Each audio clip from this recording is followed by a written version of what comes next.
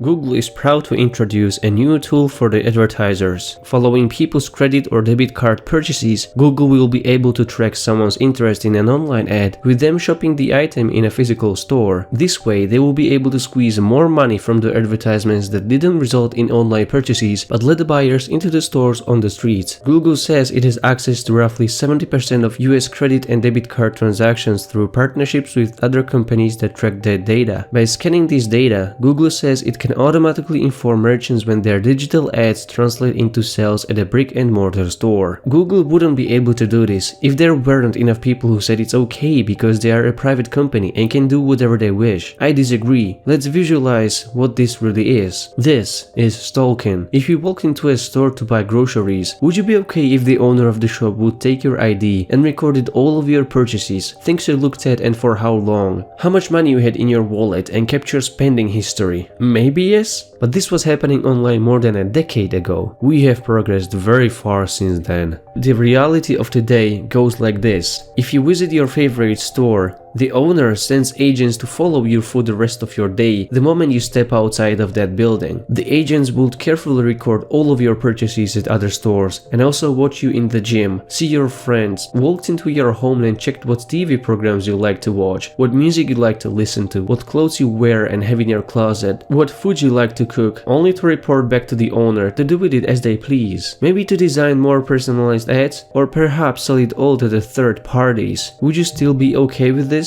You could say that you would then stop shopping at that store and went somewhere else, only to realize that they are all connected through a chain of advertisers, all of them interested in one thing: the data. Every store you visit, cinema you go to, work you do, whatever there is would send their own agents to track you at 100% of your time. Just because in real life these agents are cookies and advertising IDs doesn't change the fact that this is seriously disturbing. This is no longer an attack on your privacy. This is aiming at your human nature as a free individual. The law is falling behind on the pace of the progress. No one except for those making the biggest profit from this situation are able to devote enough time to track the dramatic changes of the technological innovation. Average citizens is after all left to express their choice once every 4 years.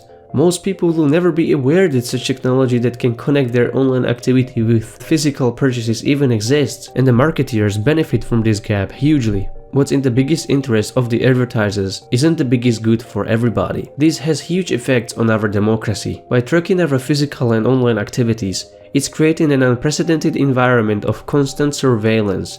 The eye that never blinks, if you will. Google crossed the line many years ago, but this is pushing things to a next level. It normalizes profiling of entire physical and virtual human activity. The only way to avoid this would be to stay off the grid, which is completely inconsistent with sustainable life in modern society. Combined with the effects of income inequality, lives of everybody are being decided on through the lenses of profit-hunting algorithms by the smallest number of elites in history of human civilization. The data collection is so vast that everything can be predicted based on your previous activity and interests. The offer is then cut down to the product that you are most likely to spend the biggest pile of cash on, or in other words, it eliminates your freedom of choice. Advertisers have become so powerful, they are reshaping the society from its free fundamentals back to the elitist order, where the privileged few hold on to power and resources and decide on other people's lives. The comfortable argument is that it's great to be given what you want without having to look for it, but that's inconsistent with human nature to ask for incentives to seek the biggest profit. The personalized experience is narrowed down to the most expensive product you are willing to pay for, while eliminating potentially cheaper options you might favor instead. It is more reasonable to believe that self-learning machines are programmed on this basis. Just like in another authoritarian era of human history, when the success was measured in the number of slaves or serfs someone owned, today it's those who own the data that accumulate most of the wealth. The new economy isn't based on diversity of production, but around the self-sustaining circle of targeted advertising with data mining and artificial intelligence. The vast majority of people are excluded from entering this market, and there goes one more reason to stop using card payments.